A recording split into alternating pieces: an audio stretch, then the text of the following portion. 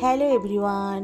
আজকে সকাল সকাল দেখো তোমাদের সাথে শেয়ার করলাম আমার জানো তো ওই গাছের মধ্যে দুটো রেল লিলি ফুটেছে। আর আমার জানো তো রেল লিলিতে এখানে দুটো কালার, একটা হলুদ আর একটা পিঙ্ক।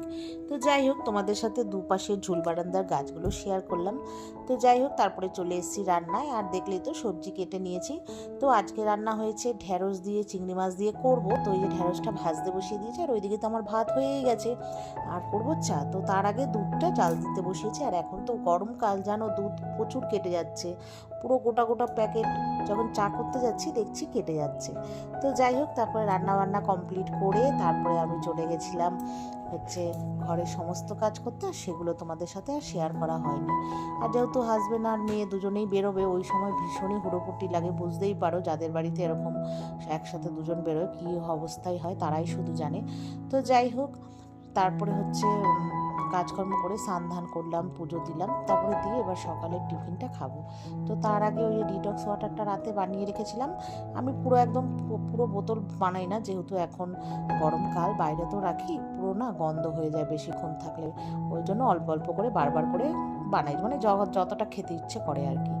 তো যাই হোক ডিটক্স ওয়াটারটা খেয়ে তারপরে কিছুক্ষণ বসার পর খেয়ে নিলাম রুটি আর ঘুগনি, মানে পরোটা আর ঘুগনি। মেঘেও টিফিনে তাই দিয়েছিলাম, আমিও খেলাম। তো তারপরে আমার যেহেতু শরীরটা ভালো ছিল না, মা এসেছিলো দেখতে।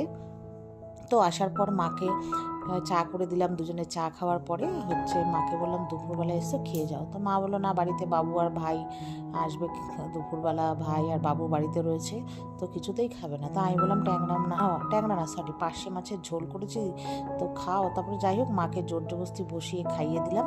তো আমিও খেলাম। খাওয়া দাওয়ার পর তারপরে মা চলে গেল, মেয়ে আসলো, ভাই মেয়েকে নিয়ে স্কুল থেকে, আর মাকে নিয়ে চলে গেল। তারপরে যেহেতু ছিল ফ্রাইডে, তো মেয়ের ছিল নাচের স্কুল, তো ড্রেসটা একটু ইস্ত্রি করে দিলাম, তারপরে যাব নাচে। তো নাচ থেকে ফেরার পথে চলে গেছিলাম মার বাড়িতে। তো আজকে রাতে মার বাড়িতেই খেয়ে দিয়ে আসবো, ওই জন্যই চলে গেছিলাম। তো মাংস রান্না করা হয়েছিল, এই যে মা ম্যারিনেশন করে দিচ্ছে। তো মাংসতে মশলা দিয়েছে, তো আমি তেলের বদলে দিতে গেছি জল। মাথাটা মানে কাজই করছিল না, মানে যাই হোক তারপরে মা না বলে আমি হয়তো জলই দিয়ে দিতাম। তো যাই হোক মা ম্যারিনেশন করে দিল মাংসটা, আর আমি এদিকে পেঁয়াজটা ভেজে নিলাম। ওই কাজু পেঁয়াজ আর টক দই একটু পেস্ট করব, এই যে দেখো। আর মা ম্যারিনেশন করে দিয়েছে, তো ওটাকে কড়াইতে দিয়ে তারপরে ওই পেস্টটা দেব। আর এই যে মানে মাংসের কালারটা জাস্ট দেখো। আর তার সাথে মা দিয়েছিল আলু সেদ্ধ। তো বরের যেহেতু শরীরটা ভালো না, তো মা এই যে শুকনো লঙ্কা আর পেঁয়াজ ভেজে আলু মেখেছিল। তো আমরা খাওয়া দাওয়া করে বাড়ি ফিরে আসবো আর কি। তো যাই হোক হাজব্যান্ড আমাকে আগে সবার আগে দিয়ে গেল, তারপরে আমাকে রেখে তারপরে যে মেয়েকে নিয়ে আসলো। তো এই যে দেখো মেয়ে আর বর চলে এসছে। তো আমি আবার একটু ভিডিওটা অন করে রেখেছি, ওরা দুজনেই চমকে গেছে। তো এই চলো বন্ধুরা, এই আজকের ভিডিওটা এই পর্যন্তই। যদি ভালো লাগে লাইক শেয়ার করো। আবার দেখা হবে নতুন কোনো ভিডিওর সাথে। তো আজকের জন্য শুভরাত্রি, টাটা।